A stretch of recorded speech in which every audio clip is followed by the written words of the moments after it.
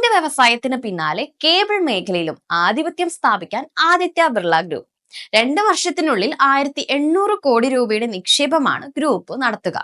ഇന്ത്യയിലെ ഏറ്റവും വലിയ സിമന്റ് നിർമ്മാതാവായ ഗ്രൂപ്പിന്റെ മുൻനിര കമ്പനി അൾട്രാടെക് സിമന്റ് ഗുജറാത്തിലെ ബച്ചൂറിന് സമീപമാണ് ഫാക്ടറി സ്ഥാപിക്കുന്നത്. കൺസ്ട്രക്ഷൻ മേഖലയിൽ സാന്നിധ്യം ശക്തിപ്പെടുത്തുന്നതിനുള്ള ഗ്രൂപ്പിന്റെ വിശാലമായ തന്ത്രത്തിന്റെ ഭാഗമായാണ് ഈ നീക്കം.